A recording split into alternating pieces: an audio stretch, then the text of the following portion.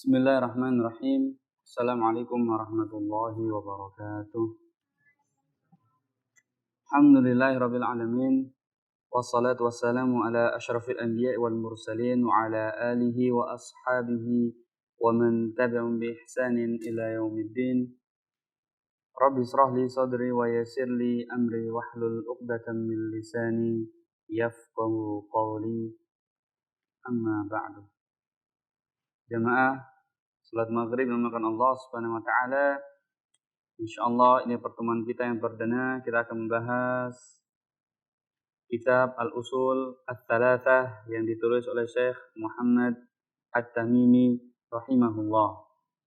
Jamaah yang memakan Allah Subhanahu wa taala, kita tidak akan membahas biografi penulis, insyaallah tentunya pembahasan biografi dari penulis itu sendiri sudah merupakan pelajaran tersendiri. Dikarenakan banyak hal yang perlu dibahas dari dakwah, rintangan dan juga hasil yang didapatkan oleh penulis atau Syekh Muhammad At-Tamimi rahimahullah. Oleh karena itu, jamaah Allah Subhanahu wa taala, kita langsung saja masuk pada materi yang ada pada buku Al-Usul Ats-Tsalatsah. Sebelumnya jamaah Allah Subhanahu wa taala, alasan kenapa disebut sebagai Al-Usul Ats-Tsalatsah yaitu 3 pokok landasan utama. Ini merupakan 3 hal yang begitu sangat-sangat penting sekali yang wajib untuk diketahui oleh setiap muslim, wajib, tidak boleh tidak. 3 hal yang wajib diketahui oleh setiap muslim dan wajib untuk diamalkan dan juga wajib untuk didakwahkan. Jamaah Allah Subhanahu wa taala, sebagaimana nanti mu'alif pun juga akan membahas kenapa disebut sebagai Al-Usul Ats-Tsalatsah, kenapa disebut sebagai 3 landasan pokok atau landasan utama, karena 3 hal tersebutlah yang akan pertama kali ditanya oleh Allah Subhanahu wa taala melalui malaikatnya ketika seseorang sudah memasuki kuburnya.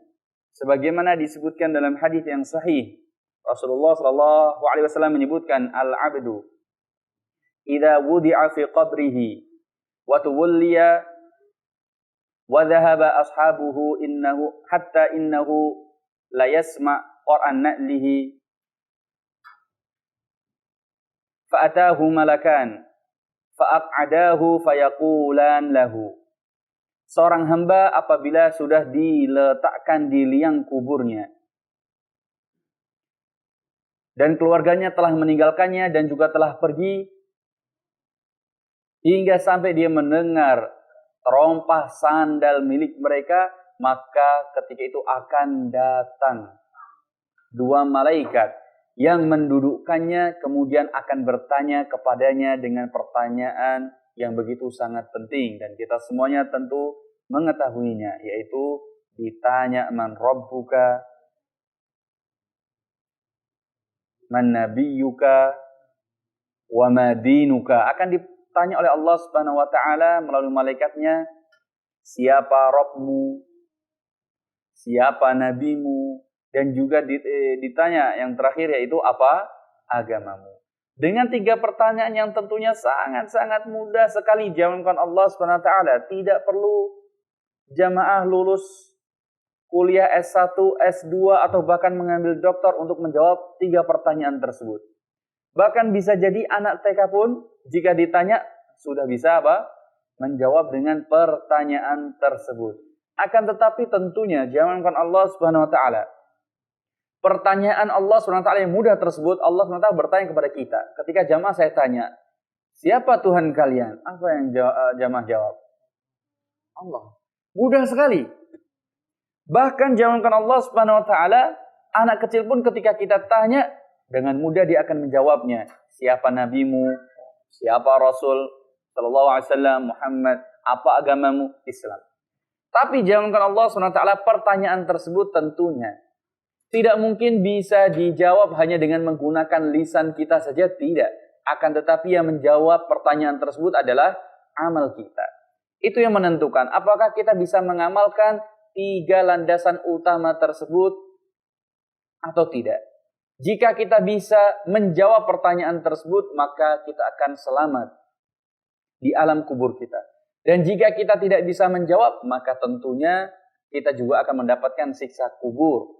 Dan perlu dipahami, tidak ada seseorang pun yang dikatakan selamat dari siksa kubur, kecuali pasti juga akan selamat di mana? Di akhirat. Begitu juga jika seandainya seseorang mendapatkan siksa kubur, maka dipastikan dia juga akan mendapatkan siksa neraka.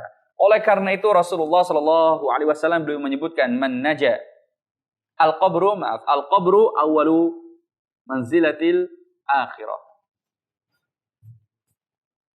Man naja minhu fama ba'dahu aisar wa man lam yanjah minhu fama ba'dahu afdha au asyad. Yang namanya kubur diamankan Allah SWT itu awal tempat tinggal seseorang yang akan menentukan di akhirat. Jika dia selamat di kuburan tersebut, maka setelahnya akan lebih mudah lagi. Tapi jika seumpama di kubur ternyata dia tidak selamat, maka setelahnya akan apa? Akan lebih-lebih mengerikan. Ketika di kuburan kita sebagaimana telah disebutkan dalam banyak hadis Rasulullah SAW, ketika seseorang berada di kuburan kemudian disiksa oleh Allah Subhanahu wa taala, bagaimana tulangnya diremukkan oleh Allah Subhanahu wa taala, dihimpit dengan tanah hingga satu tulang rusuk dengan tulang rusuk yang lainnya apa? Saling berhimpitan, saling berseberangan demikian. Tulang rusuk bertemu hingga sampai apa? Satu dengan yang lain saling bertemu. Kemudian dengan siksa-siksaan yang lain. Nah, jangankan Allah SWT, oleh karena itu, ini merupakan satu hal yang begitu sangat wajib. Dan 3 hal yang begitu sangat-sangat pokok yang wajib untuk diketahui setiap muslim. 3 pertanyaan yang tentu sangat-sangat mudah, akan tetapi tidak mungkin bisa dijawab kecuali seseorang itu memiliki keimanan dan tentunya diamalkan jamaah Allah SWT. Karena jamaah ketika tanya preman, tanya orang-orang yang nggak pernah sholat, yang setiap hari dihabiskan waktunya untuk bermaksiat, mabuk dan yang lain-lainnya, tanya jamaah, apa agama kamu? Dia bisa menjawab. Agamanya apa? Islam. Siapa Robmu? Pasti dia juga akan menjawab Allah. Kamu kenal laki-laki yang diutus kepadamu? Atau siapa nabimu? Dengan pertanyaan lebih mudah. Dia pasti akan menjawab apa? Nah, Nabi Muhammad SAW mudah. Meskipun dia pelaku kemaksiatan, tapi tentu jamalkan Allah SWT tidak akan pernah bisa menjawab kecuali orang tersebut memang mengamalkannya. Jangankan ketika berada di kubur, kalau tidak percaya kita buktikan bagaimana seseorang dengan mudah mengucapkan kalimat la ilaha illallah. Kita lihat, bahkan bisa jadi orang kafir pun mudah mengucapkan kalimat la ilaha illallah. Apalagi pelaku kemaksiatan, hanya mengucapkan la ilaha illallah mudah-mudah sekali lisannya. Tapi jamankan Allah SWT, sebelum masuk ke kuburan, ketika sakaratul maut saja, bahkan orang soleh sekalipun atau bisa jadi orang tersebut yang jarang melakukan kemaksiatan, meninggal dengan mengucapkan kalimat la ilaha illallah pun belum tentu semuanya bisa, mampu. Ini contoh gambaran kecil jamankan Allah Subhanahu wa taala. Bagaimana seseorang ketika mengucapkan la ilaha illallah, bahkan ketika di dunia pun belum tentu bisa, apalagi mengucapkan la ilaha illallah ketika berada di kuburan ataupun menjawab pertanyaan yang sangat mudah yang tadi kita sebutkan. Pertanyaannya mudah, akan tetapi tidak akan pernah bisa seseorang itu menjawab pertanyaan tersebut kecuali yang pertama, mengerti ilmu apa yang ditanyakan tadi. 3 hal tadi paham sekali. Kemudian mengamalkannya dan juga mendakwahkannya. Nah, jamankan Allah SWT, inilah alasan kenapa disebut sebagai al-usul at-thalathah. 3 landasan pokok utama yang wajib diketahui oleh setiap muslim, yaitu pertanyaan yang akan diajukan oleh Allah SWT melalui malaikatnya ketika kita berada di mana jamaah? Berada di kubur kita. Selanjutnya, jamankan Allah SWT, kita masuk pada pembahasan bab tersebut. Muallif memulai dengan Bismillahirrahmanirrahim, dengan menyebut nama Allah SWT yang Maha Pengasih lagi Maha Penyayang. Maka ada beberapa faedah yang bisa kita dapatkan dari basmalah tersebut. Jamankan Allah SWT. Yang pertama,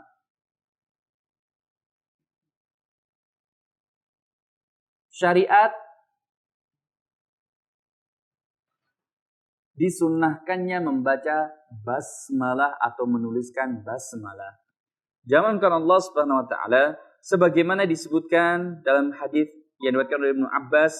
Ibnu Abbas beliau mengatakan, bahwa basmalah itu disyariatkan kepada kita dengan 3 tahapan. Yang pertama, kaum muslimin awalnya hanya mengetahui Bismikallahumma saja. Dan ini juga yang diucapkan oleh orang-orang musyrikin Quraisy. Orang-orang musyrik Quraisy, mereka ketika memulai satu pekerjaan atau melakukan pekerjaan yang besar, mereka membacanya bukan Bismillah, akan tetapi hanya dengan apa? Bismikallahumma. Begitu juga kaum muslimin menuliskannya Bismikallahumma. Kemudian tahapan kedua, ketika Allah SWT telah menurunkan firman-Nya Bismillahimajreha wa mursaha, maka kaum muslimin mengenal untuk memulai atau syariat basmalah tersebut dengan mengucapkan apa? Bismillah, dengan menyebut nama Allah. Jadi Bismillah itu atau basmalah 3 tahapan syariatnya. Yang pertama hanya disebutkan dan kaum muslimin hanya mengatakan Bismikallahumma. Kemudian setelah turun firman Allah Subhanahu wa taala Bismillahimajreha wa mursaha, maka kaum muslimin mulai membaca dengan apa? Bismillah, bukan Bismikallahumma lagi tapi Bismillah. Hingga kemudian ketika turun firman Allah Subhanahu wa taala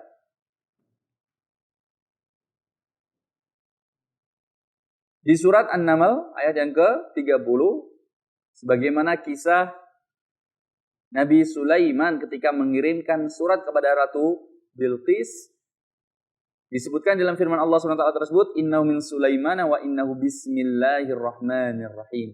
Sesungguhnya surat tersebut dari Sulaiman dan sesungguhnya di dalamnya terdapat Bismillahirrahmanirrahim. Maka kemudian kaum muslimin mereka semuanya menggunakan Bismillahirrahmanirrahim. Perlu dipahami jamankan Allah Subhanahu wa taala.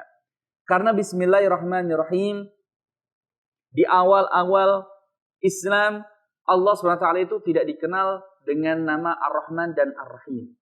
Oleh karena itu salah satu bentuk dakwah Rasulullah SAW, Rasulullah diperintahkan untuk mendakwahkan tauhid asma wa sifat. Mendakwahkan nama-nama Allah SWT dan juga sifat-sifat Allah SWT yang baik, yang layak untuk Allah SWT. Oleh karena itu kaum muslimin, jangankan kaum muslimin, begitu juga orang-orang musyrik, mereka pada awalnya tidak kenal dengan istilah Ar-Rahman, Ar-Rahim. Oleh karena itu Allah SWT menyebutkan,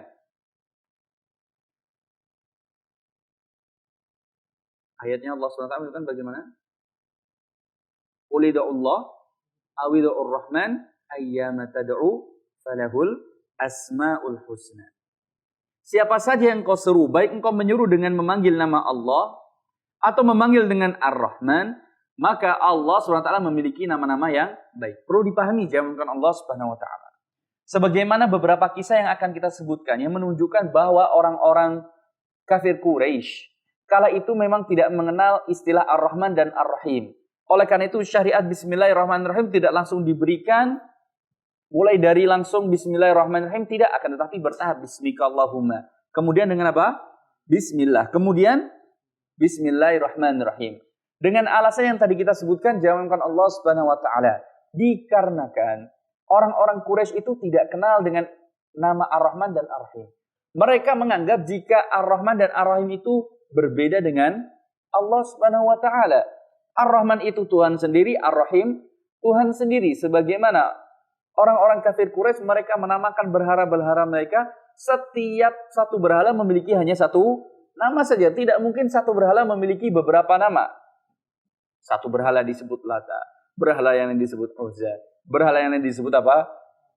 Manat, berhala yang disebut sebagai Hubal, dan yang lain-lain. Tidak boleh ada satu berhala memiliki berapa? 2 nama. Jika ada 2 nama, 3 nama berarti harus oknumnya sesuai dengan namanya. Oleh karena itu jamankan Allah Subhanahu wa taala ketika Rasulullah sallallahu alaihi wasallam sebagaimana disebutkan dalam hadis yang sahih, beliau sujud kemudian berdoa menyeru, Ya Rahmanu ya Rahim, maka kala itu orang-orang Quraisy gempar. Kemudian mengatakan ternyata Rasulullah sallallahu alaihi wasallam yang selama ini katanya Muhammad itu mendakwahkan tauhid, hanya mengesahkan Allah, ternyata juga sama. Berdoa juga apa? Beribadah kepada Allah, kepada Ar-Rahman, kepada siapa? Ar-Rahim. Kenapa? Karena memang orang-orang Quraisy kala itu nggak kenal dengan Ar-Rahman dan Ar-Rahim. Mereka kenal Ar-Rahman, jangankan Allah SWT, Ar-Rahman itu julukan untuk siapa? Untuk Musailamah Al-Kadzdzab. Musailamah Al-Kadzdzab mendeklarasikan dirinya dengan nama Ar-Rahman. Oleh karena itu, orang-orang Quraisy mengatakan Ar-Rahman, kita nggak kenal siapa Ar-Rahman. Oleh karena itu Allah SWT ketika menyebutkan dalam firman-Nya, wa idza qila lahumusjudu lir-Rahman qalu wa mar-Rahman. Jika mereka diperintahkan untuk sujud kepada Ar-Rahman, siapa Ar-Rahman? Kita nggak kenal Ar-Rahman. Perlu dipahami. Apakah orang Quraisy itu tidak kenal dengan Allah SWT, tidak beribadah kepada Allah SWT? Salah jika kita mengatakan demikian. Orang Quraisy, mereka juga pada dasarnya beribadah kepada siapa? Allah Subhanahu wa taala. Hanya saja mereka menyekutukan ibadah tersebut kepada selain Allah. Kenapa mereka disebutnya sebagai apa? Musyrik. Kenapa disebut sebagai musyrik? Karena musyrik zamankan Allah Subhanahu wa taala, mereka itu lebih khusus. Mereka beribadah kepada Allah dengan menyandingkan kepada siapa? Selain Allah SWT. Berbeda dengan orang kafir. Orang kafir umum. Orang kafir itu baik dia nggak kenal Allah, betul-betul Tuhan yang disembah bukan Allah, atau dia beribadah kepada Allah juga beribadah kepada selain Allah, itu disebut sebagai kafir. Kalau musyrik itu pasti pada dasarnya ibadahnya kepada siapa? Allah Subhanahu wa taala. Paham nggak jemaah? Orang-orang kafir Quraisy zamankan Allah Subhanahu wa taala, mereka pada dasarnya sudah kenal Allah Subhanahu wa taala dan ibadahnya pada dasarnya untuk Allah. Dasarnya, tapi kemudian disekutukan dengan berhala-berhalanya. Demikian zamankan Allah Subhanahu wa taala. Oleh karena itu banyak sekali hadis Rasulullah SAW yang menyebutkan orang Quraisy pada dasarnya mereka juga beribadah khusus kepada siapa? Allah Subhanahu wa taala di lain waktu. Sebagaimana Allah Subhanahu wa taala menyebutkan, wa idza raqibu fil fulki da'awullaha mukhlishina lahuddin falamma najjahum ilal barri idzahum yusyrikun.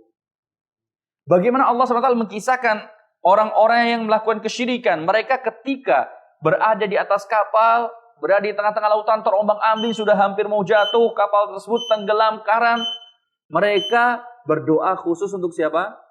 Allah Subhanahu wa taala. Tidak menyeru kepada siapapun. Dan ketika mereka sudah selamat, ternyata ibadahnya kemudian kembali lagi. Rasa syukurnya tidak hanya ditujukan pada Allah, tapi juga pada berhala-berhalanya. Memberikan sesajen, memberikan sesembahan, bersyukur, datang lagi kepada berhalanya yang sama sekali tidak memberikan masalah dan manfaat pada orang tersebut. Nah, lihat jawaban Allah Subhanahu wa taala. Ketika Allah Subhanahu wa taala menyebutkan, apabila dikatakan kepada mereka, sujudlah kepada Ar-Rahman, mereka mengatakan, siapa Ar-Rahman? Bukan berarti mereka tidak kenal Allah SWT. Bukan tidak kenal Allah. Yang dimaksudkan siapa Ar-Rahman? Mereka itu tidak kenal dengan penamaan Ar-Rahman. Oleh karena itu Rasulullah SAW diperintahkan untuk mendakwakan tauhid asma wa sifat. Bahwa Allah itu memiliki nama-nama yang baik sampai 99. Nah, zamankan Allah SWT. Ini Ar-Rahman. Karena orang-orang Quraisy mereka nggak kenal dengan Ar-Rahman. Ar-Rahman itu bukan nama Allah. Ar-Rahman itu namanya siapa? Namanya Musailamah Al-Kadzdzab. Kemudian Ar-Rahim. Siapa nama Ar-Rahim? Pernah kita bahas. Ar-Rahim itu nama atau Tuhan yang disembah oleh orang-orang Yahudi yang berada di mana? Di Yaman. Yang mana nama Tuhannya adalah Elohim. Elohim. Atau dengan bahasa yang lain apa selain Elohim?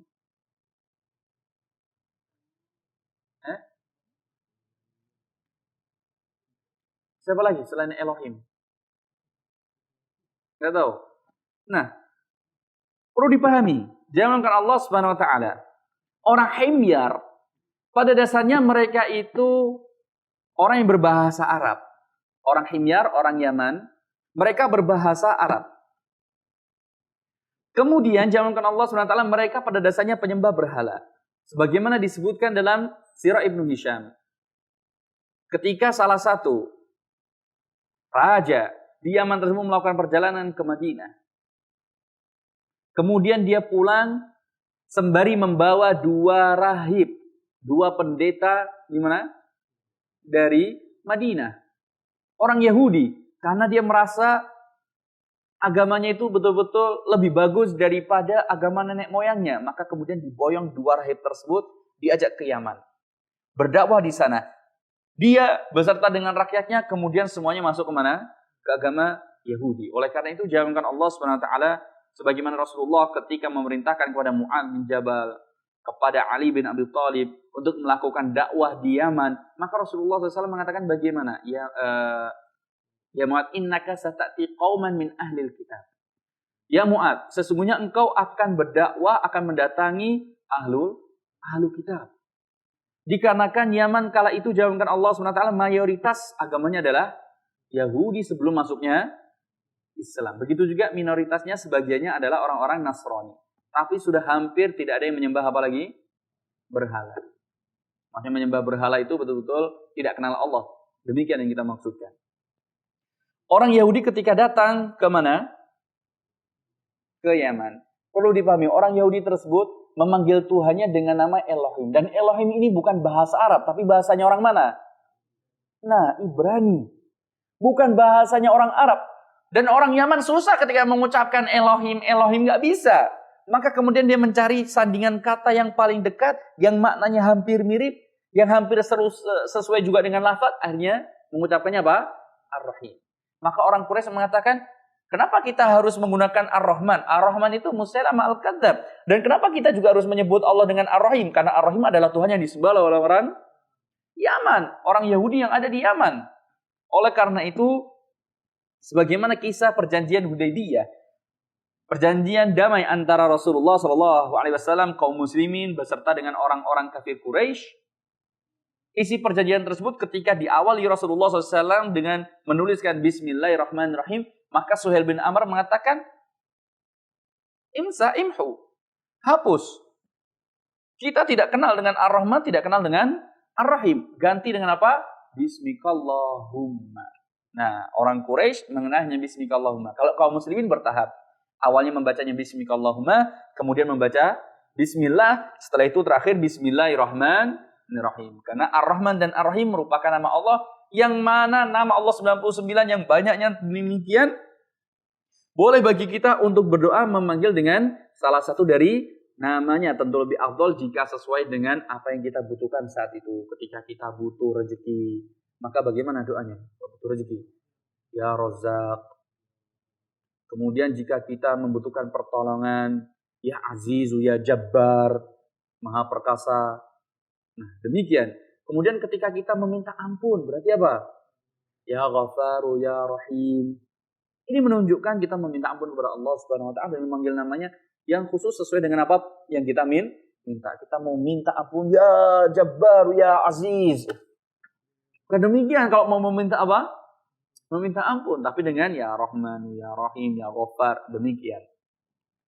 Selanjutnya jawabankan Allah Subhanahu wa taala. Faedah yang selanjutnya dari bismillah tersebut, ulama di sini ikhtilaf. Tujuan Bismillahirrahmanirrahim tersebut itu apa? Yang pertama tujuannya adalah lil isti'anah. Tujuannya untuk meminta pertolongan Allah Subhanahu wa taala agar supaya amalan kita apapun itu yang baik tentunya dimudahkan oleh Allah Subhanahu wa taala dengan membaca basmalah.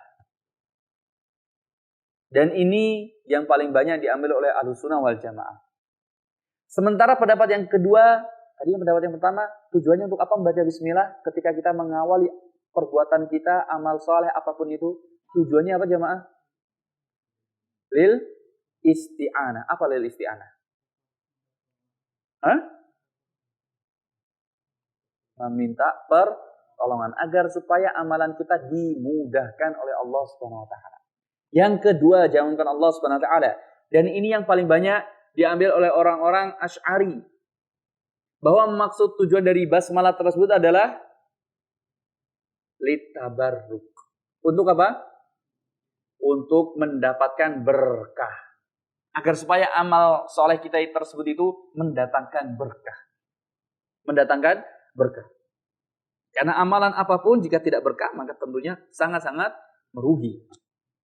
Oleh karena itu, pendapat yang kedua berdasarkan kepada hadits Rasulullah SAW ketika Rasulullah menyebutkan kullu amalin dzibalin au kullu amrin dzibalin la yubda'u bil basmalah fahuwa ajdam au abtar au aqta. Dalam riwayat yang lain disebutkan demikian. Setiap amalan yang baik yang tidak diawali dengan basmalah bismillahirrahmanirrahim, maka amalan tersebut ajdam, abtar au aqta, yaitu amalannya putus. Terputus apa? Terputus barokahnya. Nggak ada barokahnya sama sekali. Beramal tapi ternyata tidak mendatangkan berkah sama sekali. Nah, jamalkan Allah SWT. Akan tetapi perlu dipahami bahwa hadis yang digunakan tersebut, yang dikatakan sebagai dalil bahwa tujuannya sebagai tabarruk, ulama pada dasarnya mengatakan hadis tersebut itu dhaif atau lemah, sebagaimana juga disampaikan oleh Syekh Albani. Akan tetapi ulama kemudian mengatakan meskipun hadisnya lemah, tetap boleh diamalkan dikarenakan beberapa tinjauan. Yang pertama, dikarenakan hadis tersebut riwayatnya jalurnya banyak. Meskipun dhaif dikarenakan riwayatnya banyak, maka satu dengan yang lain saling apa? Menguatkan. Maka naik jadi apa? Hasan apa namanya? Hasan li ghairihi. Maka berubah hadis tersebut menjadi hasan. Tetap boleh diamalkan. Terlebih lagi ulama mengatakan dhaifnya tidak parah-parah sekali, tidak. Ini yang pertama, jalankan Allah Subhanahu wa taala. Alasan kenapa ulama tetap memperbolehkan kita memulai amalan kita dengan membaca basmalah. Dikarenakan meskipun hadis tersebut dhaif, tapi ternyata dhaifnya tidak parah dan dikuatkan dengan adanya jalur-jalur yang lainnya yang kurang lebih semisal. Maka sebagian ulama mengatakan hadisnya naik menjadi apa? Hasan. Dan perlu dipahami, tidak semua hadis yang dhaif itu kemudian tidak boleh diamalkan sama sekali. Nah. Dan ini merupakan salah satu pendapat dari Hambali dan juga Syafi'i. Oleh karena itu, berapa banyak kita dapati hadis-hadis Rasulullah SAW yang tergolong dhaif, akan tetapi bahkan ulama tetap melakukannya atau mengamalkan hadis tersebut. Terlebih lagi jika itu hanya masalah targhib wa tarhib, ya, untuk memberikan apa? Semangat, motivasi dan memberikan rasa takut ketika kita akan meninggalkan satu ibadah. Nah, salah satu contohnya hadis Rasulullah SAW yang mana pada dasarnya ulama semuanya sepakat hadisnya dhaif, tapi ternyata hadisnya dilakukan oleh kaum muslimin dan ulama tetap mengatakan sebaiknya dilaksanakan, yaitu hadis Rasulullah SAW, hadisnya dhaif. Rasulullah menyebutkan man nama ba'da salatil asr fakhtalasa aqluhu fala yalumanna illa nafsah. Barang siapa yang tidur setelah melaksanakan salat asar, maka janganlah dia mencela kecuali mencela apabila akalnya hilang, maka janganlah dia mencela kecuali mencela dirinya sendiri. Karena perlu dipahami jamaah karena Allah Subhanahu wa taala. Banyak kejadian, mungkin bisa jadi jamaah juga pernah merasakannya. Bangun-bangun setelah selesai sholat asar tidur, kemudian bangun, atau tidur sore-sore setelah sholat asar, bangun-bangun ternyata apa? Linglung. Pernah merasakan? Banyak kejadian, tidur pada sholat asar, bangun-bangun langsung apa? Mandi cepat-cepat langsung pakai seragam sekolah, mau berangkat sekolah. Lu mau kemana nak? Lu mau sekolah, ini udah pagi bu, nanti takut apa? Takut telat. Ada yang demikian. Bangun-bangun, langsung wudu, langsung lari ke masjid. Ditanya, loh Pak mau kemana? Wah ini sudah pagi, mau sholat subuh dulu. Maghrib aja belum. Sudah apa? Terasa subuh. Pernah ada yang merasakan demikian jemaah? Nah, karena memang Rasulullah menyebutkan, man nama ba'da salatil asr fakhtalasa aqlu fala yalumanna illa nafsa. Barang siapa yang tidur setelah salat asar kemudian hilang akalnya, linglung, maka jangan mencela kecuali mencela dirinya sendiri. Semua ulama sepakat hadis tersebut dhaif, tapi ternyata nggak ada satupun ulama yang mengatakan boleh tidur setelah salat asar, nggak ada. Semua ulama mengatakan apa hukumnya? Makruh tidur setelah salat asar, kecuali karena memang orang tersebut butuh sekali, entah karena lelah, entah karena memang sangat-sangat mengantuk dan butuh apa? Tambahan energi, maka diperkenankan untuk apa? Tiduran setelah melaksanakan salat asar. Tapi jika memang tidak dibutuhkan, jangan. Apalagi jadikan kebiasaan tidur setelah salat asar, agar supaya malamnya bisa apa? Begadang. Maka hal tersebut tidak diperkenankan. Hadisnya dhaif, tapi seluruh ulama semuanya sepakat tidak boleh tidur setelah salat asar. Nah, demikian jalankan Allah Subhanahu wa taala.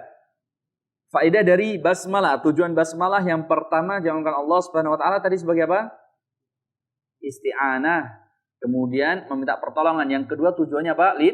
Tabarruk, meminta berkah. Selanjutnya jalankan Allah Subhanahu wa taala Basmalah tersebut mu'alif ketika menuliskan dalam bukunya memulai dengan bismillah, maka ini merupakan salah satu iqtida bin Nabi sallallahu alaihi wasallam, yaitu meneladani Rasulullah sallallahu alaihi wasallam. Sebagaimana Rasulullah sallallahu alaihi wasallam ketika beliau hendak menuliskan surat, maka beliau selalu menuliskan di awal surat tersebut dengan bismillahirrahmanirrahim. Oleh karena itu, tentunya ini merupakan salah satu bentuk sunnah yang tersirat. Meskipun Rasulullah tidak memerintahkan kepada kita dengan lisannya untuk menulis bismillah, ketika kita akan menuliskan sesuatu dibuka dengan bismillah, jangankan Allah Subhanahu wa taala, tapi ini merupakan bentuk isyarat bahwa Rasulullah melakukannya. Jika Rasulullah melakukannya dan jika tidak ada dalil yang menunjukkan itu kekhususan untuk Rasulullah, maka pada dasarnya kaum muslimin hendaknya melakukan sebagaimana yang Rasulullah Shallallahu Alaihi Wasallam lakukan. Nah, jangankan Allah Subhanahu Wa Taala, meskipun hadis tadi yang kita sebutkan Bismillahirrahmanirrahim atau kullu amalin atau kullu amrin dzibalin la yubda'u bil basmalah fa huwa aqta, setiap amalan yang baik tidak diawali dengan basmalah maka akan terputus barokahnya. Meskipun ulama mengatakan dhaif, maka tetap boleh dilaksanakan. Dan yang sahih, sebagaimana para ulama menyebutkan, yang sahih itu bukan bil basmalah tapi dengan apa? Bilhamdalah. Kullu amrin au kullu amalin dzibalin la yubda'u bilhamdalah fa huwa aqta. Setiap amalan yang baik yang tidak diawali dengan hamdalah maka amalan tersebut terputus. Jadi harusnya apa? Diawali dengan apa? Hamdalah. Oleh karena itu, sebagaimana kita ketahui, seorang dai ketika akan memulai pembicaraan selalu diawali dengan apa? Nah, dengan hamdalah, innal hamdalillah, karena memang hadisnya sahihnya demikian. Tapi sekali lagi, meskipun dhaif dengan memulainya dengan basmalah, ulama tetap mengatakan hukumnya apa? Boleh, tidak ada masalah. Selanjutnya, jamankan Allah Subhanahu wa taala. Muallif beliau menyebutkan, i'lam rahimakallah annahu yajibu alaina ta'allumu arba'i masail. I'lam rahimakallah, ketahuilah semoga Allah Subhanahu wa taala memberikan rahmat kepadamu, sesungguhnya wajib bagi kita belajar 4 perkara. Dan di sini muallif beliau memulai dengan rahimakallah, semoga Allah merahmatimu. Meskipun zaman sekarang doa tersebut dikhususkan bagi orang yang sudah mati. Sering kita mengatakan rahimahullah untuk orang yang mati, atau dengan bahasa kita almarhum. Apa makna almarhum? Almarhum itu bahasa kita. Kalau bahasa Arabnya almarhum. Diambil kata rahima, isim maf'ul dari rahima yang artinya dirahmati, dikasihi. Jamaah, ketika ada orang dikatakan almarhum, oh itu si almarhum, kira-kira bagaimana menurut jamaah? Orangnya masih hidup atau sudah mati? Oh, Pak Kis almarhum. Pak Kis almarhum. Menurut antum kira-kira bagaimana perasaannya? Menakutkan. Nah jemaah, apa yang menakutkan? Karena memang seakan-akan sudah dikhususkan. Seakan-akan dengan doa rahimakallah atau doa rahimahullah, semoga Allah merahmatimu, ini seakan-akan doanya khusus untuk orang-orang yang sudah meninggal. Tidak, jamankan Allah Subhanahu wa taala. Oleh karena itu, ketika kita mendoakan teman-teman kita yang lainnya, bahkan meskipun masih hidup, dengan rahimakallah, rahimahullah, pada dasarnya juga berarti boleh. Tidak khusus hanya untuk orang yang sudah meninggal. Itu loh almarhum. Itu loh siapa? Akhi yang semoga Allah merahmatinya. Kita menggunakan apa? Almarhum. Kan dia masih hidup. Kita pasti akan mengatakan demikian. Nah, jangankan Allah SWT, karena memang zaman sekarang sudah mulai ada penyempitan makna pada doa tersebut. Seakan-akan doa semoga Allah merahmati ini dikhususkan untuk orang-orang yang sudah meninggal. Pada dasarnya tentu tidak. Pada dasarnya boleh. Dan ini tentu doa yang paling terbaik jangankan Allah Subhanahu wa taala, karena tidak ada sesuatu apapun yang kita cari kecuali kita hanya mengharapkan apa? Rahmat Allah Subhanahu wa taala, sebagaimana disebutkan dalam hadits Rasulullah sallallahu alaihi wasallam, la yadkhulu ahadukumul jannah bi amalihi wala anta ya Rasulullah wala ana illa an yataghammadanillahu taala fi rahmatih.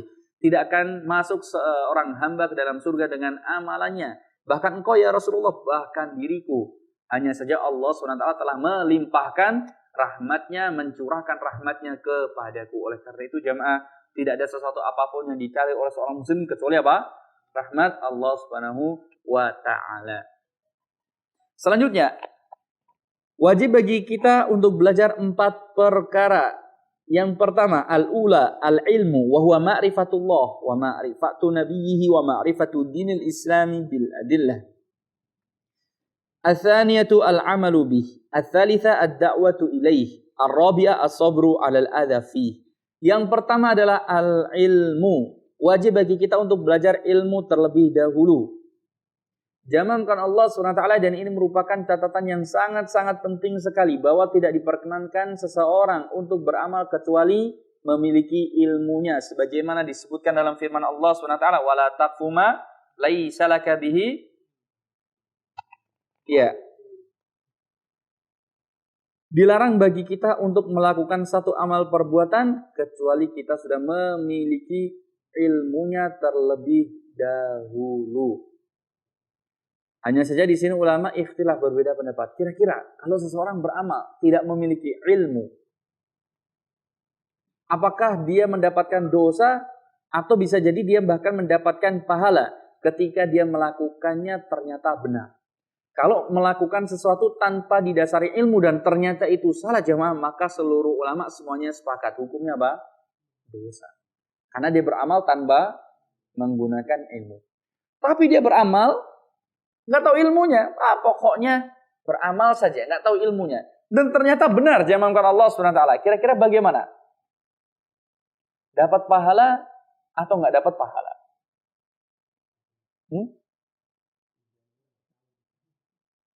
Nah, contoh kecilnya aplikasinya dalam masalah fikih.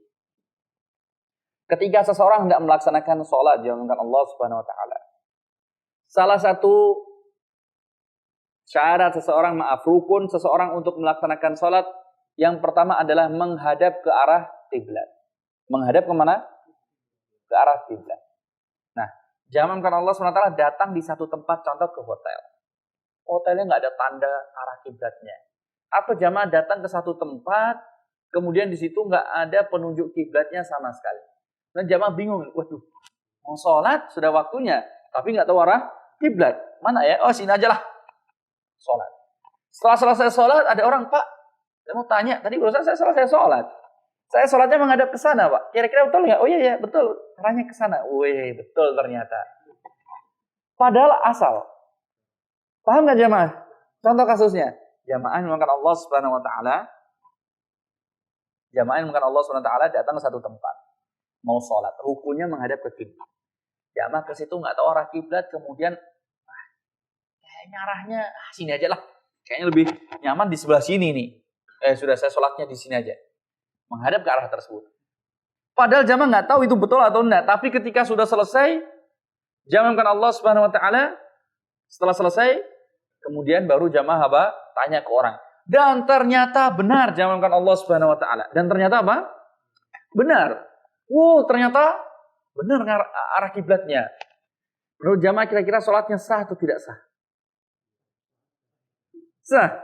Nah, ulama al-fiqih semuanya sepakat mengatakan bahwa kiblat itu pada dasarnya wajib untuk diketahui dengan ilmu, tidak boleh hanya dengan perkiraan. Oleh karena itu, yang namanya mengetahui kiblat itu merupakan bentuk ijtihad. Apa itu ijtihad? Yaitu setidaknya kita bermodalkan dengan ilmu. Jika seumpama kita salah, maka tidak ada masalah. Dengan syarat sudah menggunakan apa? Ilmu terlebih dahulu. Tapi kalau nggak didasarkan, disandarkan dengan ilmu, maka tidak boleh. Contoh demikian. Jamaah kan Allah SWT datang ke satu tempat, jamaah punya handphone. Ada aplikasi sholat, di situ ada kompas kiblat. Kemudian jamaah pakai. Arahnya ke sana. Jamaah sholat. Berarti kan jamaah sudah memiliki ilmu. Ternyata di tempat tersebut internetnya mati. Dan arah kompas kiblat tersebut itu, matinya di tempat tersebut. Atau hanya menyimpan, men-save arah kiblatnya ternyata sejak jamaah berada di rumah ketika dipakai. Karena internetnya bagus. Masih bisa menunjukkan arah kiblat yang mana. Dibawa ke tempat tersebut karena sudah nggak ada apa? Sinyal lagi. Dan kita nggak tahu, pokoknya asal buka karena sudah terburu-buru. Kemudian dilihat.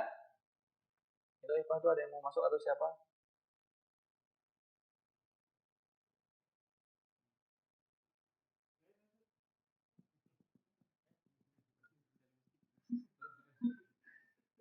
Allah Ustaz.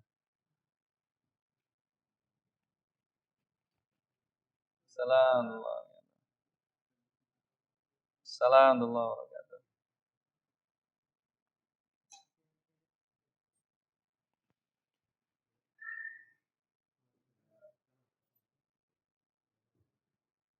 Sudah? Saya lanjutkan ya.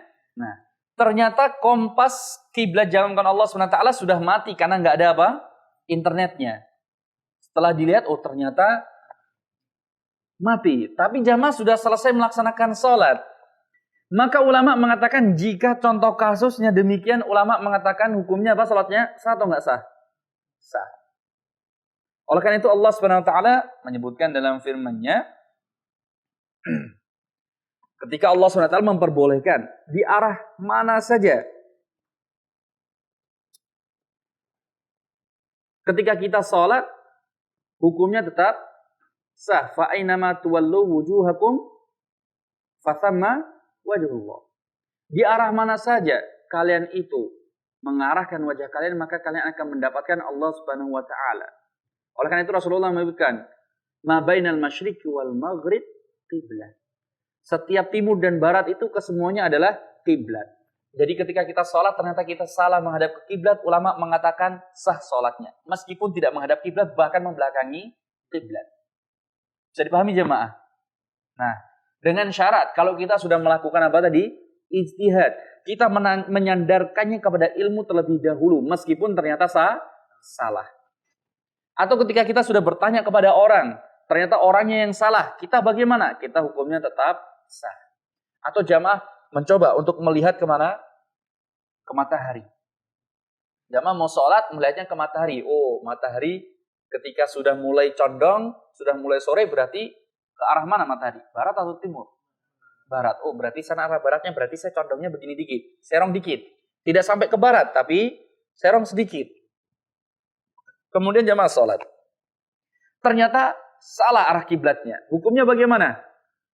Tetap sah. Kenapa? Karena jamaah sudah menyandarkannya dengan ilmu.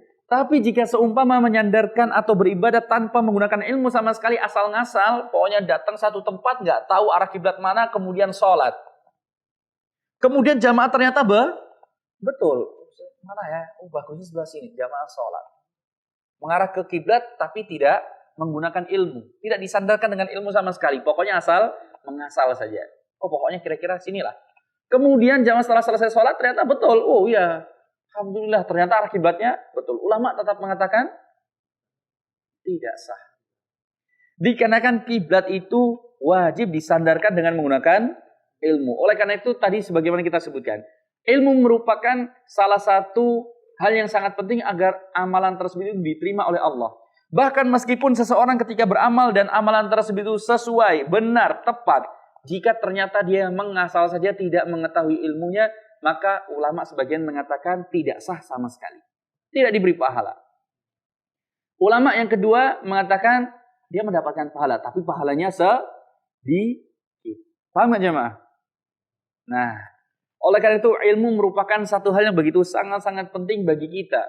Sebelum kita beramal apapun hal tersebut, maka wajib bagi kita untuk mencari ilmunya terlebih dahulu. Harus memiliki ilmu.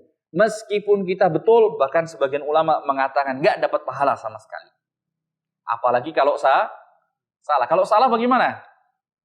Kalau salah sudah jelas, pasti mendapatkan dosa. Betul saja belum tentu dapat pahala. Ya.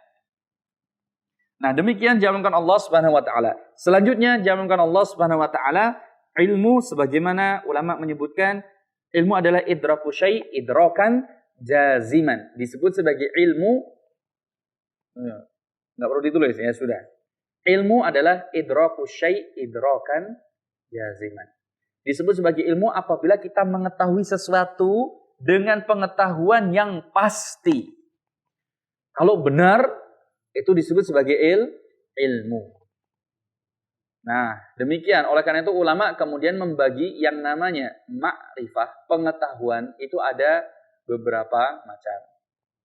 Sebagaimana Syekh Al-Utsaimin beliau juga menyebutkan dalam syarah waraqatnya yang namanya ma'rifah, sebuah pengetahuan itu ada beberapa tingkatan. Tingkatan yang pertama, apabila kita mengetahui sesuatu dengan pasti kebenarannya, maka disebut sebagai ilmu. Kalau kita mengetahui sesuatu tapi belum pasti, tapi setidaknya kebenarannya itu mencapai 75% dan kesalahannya 25%, maka ini disebut sebagai dhon. Disebut sebagai dhon. Kalau bahasa kita dhon itu prasangka. Tapi kalau dalam masalah ma'rifah, maka maknanya berbeda. Nanti kita buatkan contohnya setelah ini jawab. Biar langsung paham dengan prosentasenya. Selanjutnya, jika kita menyebutkan sesuatu yang mana antara kebenaran dan kesalahan tersebut itu 50-50, 50%, 50%. Antara benar dan salah kita tidak bisa memastikan sama sekali.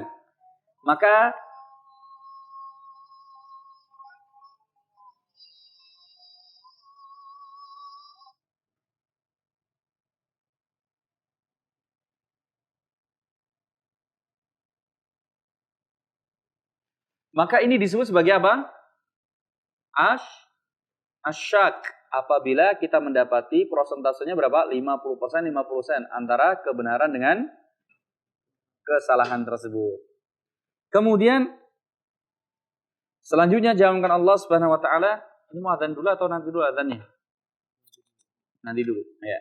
Selanjutnya jawaban Allah Subhanahu wa taala, jika kebenaran tersebut 0% dan kesalahannya 100%, maka disebutnya sebagai apa? Disebutnya apa? Ya, al-jahl.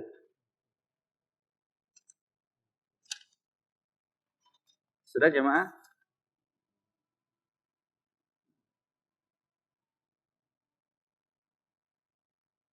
Kemudian jika kesalahannya berarti berapa?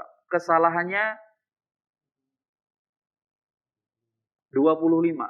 Bukan 25. Kebenarannya 25, kesalahannya 75%. Maka disebut sebagai apa lagi? Al-ilm, ad-dhon, asyak, al-jahl. Satu lagi apa, ikhwah? Lupa ana. Al-wahm. Disebut sebagai al-wahm. Sudah? Jika kesalahannya minus 100%, maka disebut sebagai, jika kebenarannya minus 100%, maka disebut sebagai al-jahl al-murakkab. Contoh demikian, jangankan Allah Subhanahu wa taala. Contoh mudahnya, al-jahl al-murakkab, double. Bodohnya double. Kalau al-jahl bodoh apabila kebenarannya 0%. Kebenaran 0%. Tapi kalau, seperti contoh demikian, jangankan Allah Subhanahu wa taala. Mau tanya ke antum.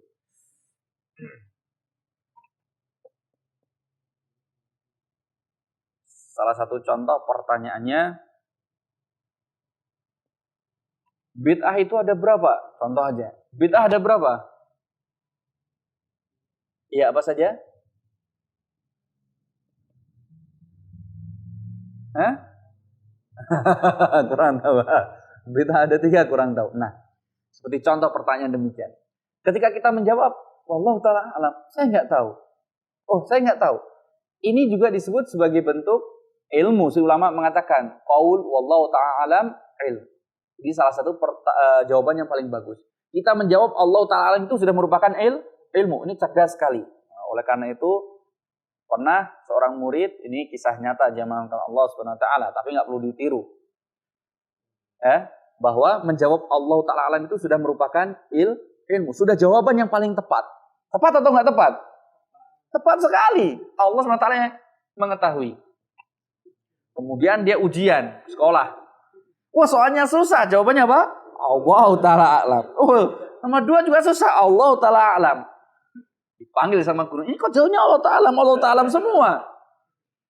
Salah semua nih jawabannya. Loh, kok salah bagaimana? Ya betul. Allah pasti tahu jawabannya. Jadi tidak ada jawaban yang lebih tepat daripada Allahu ta'ala alam. Nah, jangankan Allah Subhanahu wa taala, ketika seseorang ditanya kemudian dia mengatakan, saya tidak tahu. Berarti ini merupakan salah satu bentuk al-jahl. Karena kebenarannya 0%. Kebenarannya 0%. Dia nggak tahu ilmunya sama sekali. Tapi ketika kita nggak tahu, kemudian ditanya, kemudian kita jawab, bid'ah ada berapa? Bid'ah itu, atau gini, ketika ditanya, fi'il kata kerja dibagi berdasarkan waktu ada berapa? Ada 3. Sudah mau betul ini. Ada berapa? Ada 3. Kata kerja dibagi berdasarkan waktu ada 3. Sebutkan waktunya. Pagi, siang, sore. Contohnya, jawabnya demikian. Kata kerja, fi'il dalam bahasa Arab dibagi berdasarkan waktu ada 3. Pagi, siang, sore. Nah, ini disebut al-jahl al-murakkab. Bodohnya apa? Double. Menjawab sembarangan ini merupakan bentuk al-jahl al-murakkab. Karena kebenarannya minus berapa? 100%. Ketika ditanya seperti pertanyaan yang tadi sama. Ada berapa pembagian kata kerja dalam bahasa Arab? Oh, ada 3. Cuman saya lupa ini. Ada 3, cuman saya lupa. Nah, jika demikian, maka dikategorikan sebagai apa jamaah? Al-dhon, al-wahm, asyak. Al-dhon itu 75% kebenarannya. Asyak itu 50%, 50%. Al-wahm 25% saja kebenarannya. Berarti kategori yang mana? Asyak. Sudah betul 3. Tapi lupa saya itu. Fi'il apa saja ya? Oh, ternyata fi'il madhi, mudhari, amr. Demikian. Kemudian ketika ditanya bisa menjawab, fi'il dibagi berdasarkan waktu ada berapa? Oh, ada 3. Madhi, lampau, mudhari, sedang berlangsung, amr, kata kerja perintah. Oh, berarti ini dikategorikan sebagai ilmu. Bisa dipahami jamaah? Nah, demikian persentase pembagiannya yang disebutkan oleh ulama. Ma'rifah atau proses mengetahui sesuatu bertingkat-tingkat. Ada yang mengetahuinya dengan pengetahuan yang pasti. Ini disebut sebagai al-ilmu. Ada yang proses mengetahuinya ternyata kebenarannya hanya 75. Disebut apa tadi kalau 75%? Al-dhon. Kalau kebenarannya 50%, maka disebut sebagai asyak. Kalau kebenarannya 25%, maka disebut al-wahm. Kalau kebenarannya 0% disebut al-jahl. Kalau kebenarannya minus 100%, utang lagi masih 100%-nya utang, minus, maka disebut al-jahl al-murakkab. Nah, demikian jawaban Allah SWT. Kemudian yang terakhir sebelum kita tutup, ilmu ulama membagi menjadi 2. Yang pertama adalah al-ilmu apa? Ad-daruri. Yaitu ilmu yang tidak membutuhkan dalil. Pokoknya kita sebutkan saja, nggak ada orang yang akan bertanya 2 kali, menyaksikan, meragukan, nggak ada. Itu disebut ilmu daruri. Paham nggak ilmu daruri jemaah? Ilmu daruri adalah ilmu yang mana orang itu tidak akan bertanya benar atau tidaknya. Pasti yakin, oh iya, benar. Oh iya, pasti. Nggak ada satupun yang ragu. Seperti contoh jawaban Allah SWT ketika saya mengatakan bahwa kota Mekah itu ada di Saudi Arabia. Ada yang mau menyangkal saya? Ada yang menyangkal? Jamaah pernah ke sana? Belum pernah. Jamaah belum pernah ke sana. Tapi pernahkah jamaah, meskipun jamaah nggak pernah ke sana, apakah jamaah menyangkal? Tidak. Ini merupakan bentuk ilmu daruri. Ka'bah itu ada di Mekah. Betul atau enggak jamaah? Jamaah butuh penelitian dulu nggak? Mau meneliti dulu nggak kebenarannya? Nggak ada. Nggak perlu jamaah meneliti kebenarannya. Jamaah nggak akan tanya-tanya lagi. Oh iya, sudah betul di sana. Meskipun jamaah belum pernah ke sana, jamaah nggak akan bertanya lagi. Sudah meyakini. Nah, kemudian yang kedua disebut sebagai al-ilmu an-nadhari. Ilmu yang butuh apa? Penelitian, pembuktian, butuh dalil. Orang nggak akan langsung percaya terlebih dahulu. Seperti contoh ketika saya ngomong ke jamaah, sekarang kita nggak perlu pakai PLN lagi. Pakai pohon kedondong kita bisa bikin listrik sendiri. Kira-kira jamaah langsung percaya nggak? Nah, butuh apa? Penelitian terlebih dahulu. Masa sih pakai pohon kedondong bisa apa? Bisa ngidupin listrik? Atau bahkan ada yang cuma pakai kentang bisa ngidupkan apa? Lampu. Pernah lihat jemaah? Lampu ditusukkan pakai apa? Saya nggak tahu namanya apa itu. Ada kabel merah, kabel hitam, tusukkan ke kentang, lampunya apa? Hidup, nyala. Jamaah langsung percaya nggak kira-kira? Atau butuh pembuktian terlebih dahulu? Nah, pasti jamaah butuh yang namanya pembuktian. Ilmu dibagi menjadi 2. Al-ilmu ad-daruri dan al-ilmu an-nadhari. Ilmu daruri adalah ilmu yang tidak butuh dalil, tidak butuh pembuktian. Setiap kita pasti mengiyakan. Seperti ketika dikatakan yang namanya api itu panas. Kemudian saya ngomong ke jamaah, ternyata ada api dingin. Jamaah kira-kira percaya nggak? Api biasanya panas, ternyata ada juga api yang dingin. Menurut jamaah kira-kira percaya atau nggak percaya? Ada nggak jamaah api yang dingin? Selain apinya Nabi Ibrahim tentunya. Itu kekhususan. Ada nggak api yang kita dapati saat ini, apinya dipegang ternyata nggak panas. Apinya bahkan apa? Dingin. Ada nggak jamaah? Ada atau nggak ada? Kalau ada yang mengatakan demikian, kira-kira bagaimana? Jangan langsung percaya atau nggak percaya? Atau harus mencari dulu jawabannya? Nah, berarti kalau ada orang mengatakan, oh, saya jalan-jalan ke tempat pariwisata di sini. Oh, ternyata ada api kobar-kobar, apinya nggak panas, apinya bahkan dingin. Kira-kira jamaah. Demikian, ini dikategorikan sebagai ilmu doruri atau ilmu nadhari.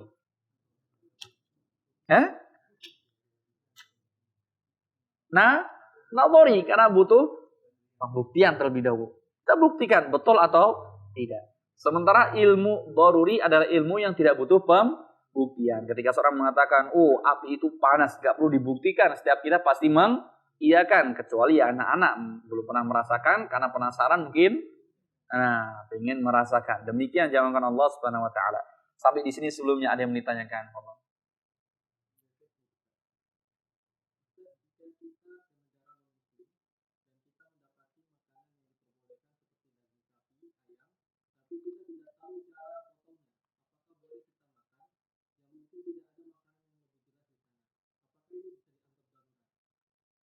Ya. Jadi pembagian darurat itu apabila membahayakan nyawa seseorang ini disebut darurat. Di bawah hal tersebut itu disebut sebagai al-hajiyat. Apabila kita tidak mengambil hal tersebut akan memberikan madarat tapi tidak menghilangkan nyawa. Di bawahnya namanya disebut tahsiniyat atau hanya sebagai bentuk tambahan saja, enggak ada efeknya sama sekali. Nah, pertanyaannya jamaah, kalau jamaah enggak makan daging, mati atau enggak? Gak makan daging mati atau enggak? Ya, orang Indonesia banyak itu orang gak makan daging itu sampai 1 tahun. Pas hari kurban baru apa? Makan daging. Loh ada demikian jamaah. Kalau sapi mungkin masih bisa lah makan daging sapi meskipun dicampur dengan aci sama terigu. Jadi apa? Bakso. Iya. Tapi makan dagingnya asli betulan daging sapi mungkin ya masih mungkin bisa jadi iya. Sapi masih muda. Tapi kalau kambing di Indonesia kan susah. Gak pernah makan daging kambing kecuali tahun sekali. Banyak orang Indonesia demikian. Nah, jawaban Allah SWT. Ketika kita datang di satu tempat yang kita sama sekali nggak tahu cara pemotongannya apakah itu syar'i atau tidak syar'i, maka yang pertama dihukumi dengan hukum umum terlebih dahulu. Dilihat apakah mayoritasnya muslim atau tidak muslim. Jika mayoritasnya muslim maka kita tidak perlu bertanya kembali. Dikarenakan al-aslu ya fil asya lil ibahah. Segala sesuatu pada dasarnya hukumnya apa? Mubah. Kita datang ke pasar, ada ayam, sudah dipotong begitu. Kemudian kita mau beli, Bu, saya mau tanya dulu. Maaf sebelumnya, maaf, jangan tersinggung. Ini tadi dipotongnya bagaimana, Bu? Ini ayamnya, ayam curian atau ayam sendiri? Mohon dijelaskan. Mau makan sate lagi dibakar, sebentar, Pak, saya mau pesan. Tapi sebelum saya pesan, saya mau tanya dulu. Ini ayamnya dipotongnya dengan yang syar'i atau enggak, Pak? Atau ini tiren? Oh, ditusuk sama apa? Tusukan satenya kita kalau tanya demikian. Tidak boleh jamaah. Kembali kita ke daerah asal kita. Kalau kebanyakan muslim, yang mana penyembelihannya secara syar'i, maka kita tidak perlu apa? Bertanya terlebih dahulu. Hukumi sebagaimana hukum secara keumuman halal. Disembelih dengan cara yang syar'i. Demikian. Tapi jika kita berada di satu tempat yang mana penyembelihannya ternyata tidak syar'i, ya, karena memang tidak mengetahui cara menyembelih yang syar'i, maka dihukumi sebagaimana hukum umum tersebut. Bisa dipahami nggak jamaah? Kita datang ke negara-negara yang memang di situ tidak kenal penyembelihan dengan cara syar'i, ke Jepang, Korea, kemudian ke negara-negara Eropa. Maka ketika mau makan daging kita harus mencari di tempat yang penyembelihannya memang syar'i. Sudah dilabeli bahwa penyembelihannya dengan syar'i. Tapi jika tidak, maka harus ditinggalkan. Dan perlu dipahami, bukan kategori darurat. Darurat itu kalau kita nggak makan dagingnya kita apa? Mati. Itu darurat. Tapi jika bukan kategori darurat atau bisa jadi hanya hajat atau hajat, hanya bentuk satu hal yang sangat kita perlukan tapi tidak sampai mengantarkan nyawa kita atau bisa jadi hanya apa? Menimbulkan madarat saja, maka hukumnya boleh. Hukumnya boleh. Tapi meskipun tidak sampai kemana? Tidak sampai kemana tadi jemaah? Menghilangkan nyawa. Yang disebut darurat itu apabila menghilangkan nyawa. Kemudian yang kedua tingkatannya hajiyah. Apabila kita butuh tapi tidak sampai mengantarkan atau menghilangkan nyawa kita. Tapi setidaknya bisa memberikan apa? Madharat. Seperti contoh jamankan Allah Subhanahu wa taala. Ketika seseorang tanggal giginya atau ketika seseorang terpotong bagian hidungnya, nas'alullah fawal afiyah. Kemudian hidung tersebut mau diganti. Pada dasarnya tidak boleh seorang laki-laki menggunakan emas. Tapi ternyata jika digunakan selain emas, ada orang itu yang nggak cocok.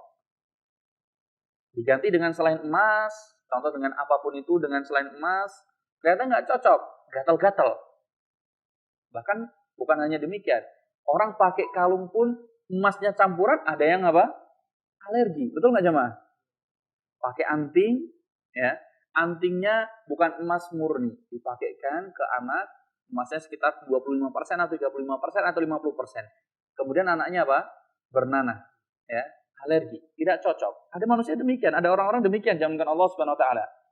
Ada orang tanggal giginya, kemudian hidungnya terputus bagiannya, mau diganti. Harusnya diganti tidak boleh dengan emas laki-laki.